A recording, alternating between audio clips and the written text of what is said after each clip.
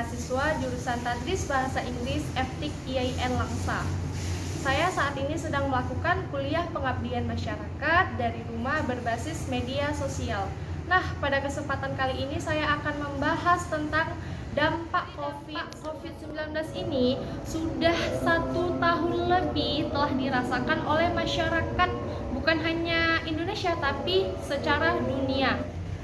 Berbicara tentang COVID-19 bukan hanya tentang keramaian yang terjaga, bukan hanya tentang ekonomi yang semakin menurun, dan bukan hanya pendidikan yang semakin ada penurunan dari yang lebih baik menuju yang ada sisi baiknya namun dibatasi. Jadi, pada kesempatan kali ini saya akan mengambil dari ketiga hal yang telah saya sebutkan tadi, yaitu membahas tentang pendidikan. Nah, di dalam pendidikan sendiri ada 3 unsur terpenting, yaitu ada murid, ada guru, dan ada materi. Alhamdulillah saya telah terkoneksi dengan salah satu madrasah yang ada di Kota Langsa yang ikut merasakan dampak dari COVID-19. Nah, madrasah itu ialah Mister Padu Kota Langsa. Semoga dengan dilakukannya video ini dan wawancara ini kita akan mendapatkan solusi dari tantangan dan permasalahan pendidikan yang sedang dialami di masa saat ini, dan kita akan mendapatkan jawaban-jawaban terbaik untuk meningkatkan pendidikan kita di masa yang sekarang. Saya ingin melakukan wawancara dan melakukan podcast bersama tim pengembang dari Mister Padu Kota Langsa, yaitu dari koordinator humas dan koordinator kesiswaan. Assalamualaikum warahmatullahi wabarakatuh. Waalaikumsalam. Jadi tujuan saya di sini, saya ingin bertanya sama Bapak dan Ibu, bagaimana Pak, kan di dalam pendidikan ada 3 elemen, dari murid, dari guru, dan dari materi. Nah, masing-masing dari ketiga hal ini pasti ada plus minusnya, ya kan Pak? Nah, yang pertama kali saya ingin tanyakan pada Bapak dan Ibu, bagaimana plus minus dari siswa selama pandemi? Bapak Ibu. Ya baik, terima kasih. Saya akan jawab. Plusnya itu terkadang kita lihat dari ekonomi keluarganya, yang dimana ketika anak memang ekonomi keluarganya itu baik, dia memiliki smartphone dan jaringan yang bagus, dia akan mendapatkan mata pelajaran atau pelajaran di hari itu tepat pada waktunya dan tingkat materi yang diberikan itu sangat jelas. Sedangkan yang minusnya itu terkait misalkan orang tuanya kerja ekonominya itu rendah dan dia tidak punya di Android, sehingga dia ketinggalan pada saat belajarnya. Itu aja. Menurut Ibu gimana? Kalau menurut saya, terima kasih kembali atas pertanyaan yang tadi. Ya, kalau menurut saya, di zaman sekarang ini ada dosen saya bilang seperti ini. Kalau kita itu sebenarnya harus mengikuti perkembangan zaman, bukan zaman yang mengikuti kita. Jadi maksudnya kalau misalnya di masa seperti ini, minusnya itu adalah anak-anak itu lebih diajarkan bagaimana teknologi itu, pemakaian teknologi yang benar bagaimana. Misalnya kan sekarang proses pembelajarannya semua sudah pakai Android. Tapi minusnya juga ada, seperti yang kami bilang tadi, orang yang berada sama yang kurang berada pun bisa menjadi kendala juga. Karena kalau misalnya berada, paketnya ada, maka proses pembelajarannya itu bisa berjalan dengan baik. Tetapi jika anak yang memang kurang mampu, maka bisa terkendala dalam proses pembelajaran itu. Kenapa? Karena kita memberikan pembelajaran itu melalui video, melalui materi yang kita kumpul dan kita share ke grup, ya. Jadi misalnya anak murid itu tidak ada paket, maka solusi yang bisa diberikan, murid itu ataupun wali murid itu datang ke sekolah untuk mengambil materi ataupun tugas-tugas yang diberikan oleh guru untuk dikerjakan di rumah dan dikembalikan. Nah, bagaimana Bu kalau misalnya segi penilaian? Mungkin kan karena ini masih anak SD, adakah mereka dibantu oleh orang tuanya untuk membuat tugas kayak gitu, atau memang real mereka kerjakan sendiri?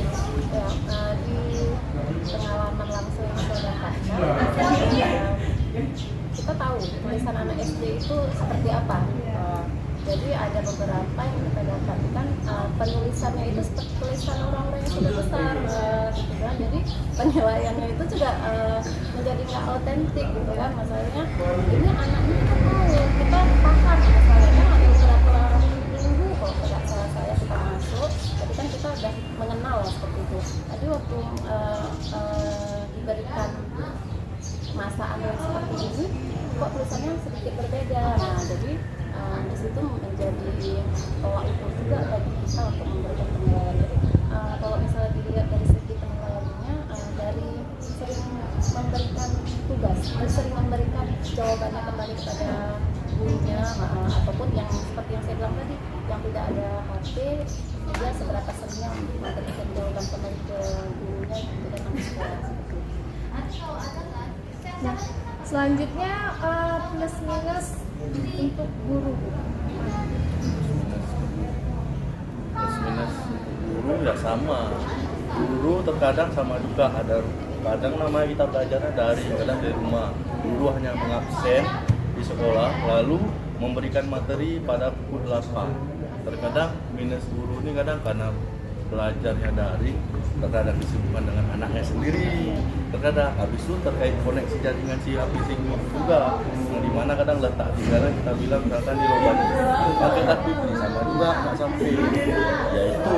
Dan kalau misalkan plus minus yang lainnya ada, cuman hanya sama, hampir sama anak murid internet, karena mengirimkan tugas melalui apa nih WA, terkadang jaringan yang nggak bagus ya nggak sampai juga ke siswa, dan siswa bertanya-tanya ketika guru ke sekolah baru pakai wifi koneksi yang kuat. Saya ada ya, kalau selain dari segi internet, mungkin dari segi pemahaman si siswa. Jadi kita sebagai guru kalau menyampaikan langsung kepada siswa itu kan lebih mudah, siswa itu lebih mudah bergerak gitu kan. Tapi kalau hanya sekedar kita buat video ataupun sekedar kita memberikan tugas-tugas lewat foto, itu saya rasa seperti dari diri saya sendiri seperti kurang penyampaiannya, nanti kurang pemahaman anak-anaknya seperti itu. Ada interaksi. Ada interaksinya. Terus di masa pandemi seperti ini, apakah guru-guru semakin kreativitas atau malah menurun?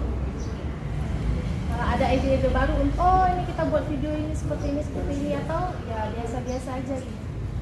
Nah, seharusnya sih lebih kreatif ya Pak ya, karena kan yang tadinya tuh hanya belajar di depan anak murid yang langsung seperti itu, jadi ini seperti inilah kita perlu taruh hati, kita perlu ngomong ya. Jadi kan guru juga berlatih bagaimana istilahnya kayak podcast ngomong atau apa kayak gitu kan. Jadi harus ada ya inovasi baru lah yang dibuat sama guru agar si muridnya itu belajarnya juga menjadi lebih nyaman, lebih tertarik lah, dia nggak merasa bosan karena belajar di rumah sendiri gitu.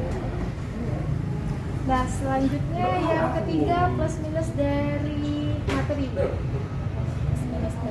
Apa materi itu dalam satu semester itu bakal habis semua dibahas oleh guru atau memang nggak habis gitu. Karena kan ini materinya kan disampaikan dari WA maupun dari YouTube kan, apa itu mereka mampu memahami semuanya?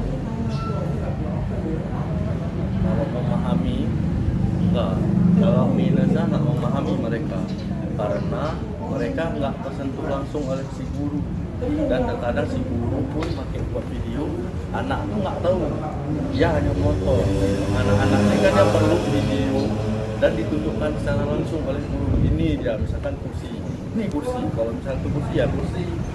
Tapi kalau misalkan yang misalkan lain ya nggak paham. Kalau misalkan hanya sekedar video langsung difoto dikirim, tapi tergantung juga harap seperti tadi anak-anak yang IQ-nya lebih tinggi itu paham. Misalnya di kelas ada 30, paling yang efektif itu paling 5 dari sekian 30, yang lainnya enggak ya paham-paham betul ya. Ya itu tadi lah gunanya guru untuk membuatkan pembelajaran inovasi, karena di masa pandemi ini guru harus untuk inovasi untuk mengajak si siswa ini harus dia belajar. Tapi kalau hanya dikirim saja dia nggak mau, tapi kalau ada video-video yang menarik, animasi terkait misalkan apa kayak sekarang game-game online itu dibuat seperti ikonnya itu dia tertarik.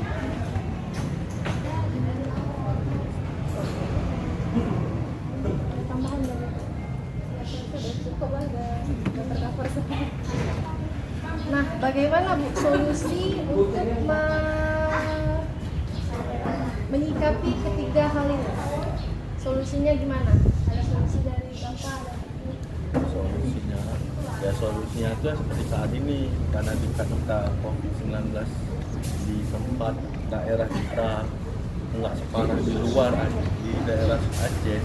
Jadi ya solusinya dia datang Persib, nanti hari ini si A, besok si B, walaupun itu sebenarnya kurang efektif, tapi untuk sekedar dia memahami materi itu ya seperti itu dong.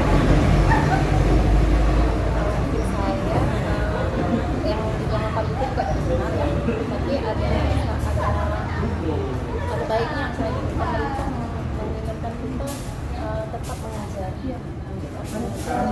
dalam situasi yang seperti ini nggak bisa kemana-mana jadi pemerintah ingin kita belajar ya, saya harapkan pemerintah juga memberikan kayak mana ya, kayak sebuah kayak kartu paket internet gitu yang diberikan kepada kepada siswanya agar apa, agar pembelajaran yang tadinya di rumah menjadi termasuk seperti biasanya. Jadi kan kalau udah ada kartu internet sebenarnya tidak ada kendala lagi kita melakukan pembelajaran daring seperti ini. Berarti lumayan efektif ya Pak ya dengan cara sisi gitu ya. Karena dia langsung ke sekolah dan bergantian, walaupun hari ini materi tentang tumbuhan, besok diulang lagi tentang tumbuhan lagi. Yang penting ada interaksi itu dengan semoga dengan jawaban Bapak dan solusi tadi dapat menjadi solusi kita bersama untuk pendidikan kita ke depannya. Terima kasih Pak. Saya akhiri, assalamualaikum warahmatullahi wabarakatuh. Waalaikumsalam warahmatullahi wabarakatuh.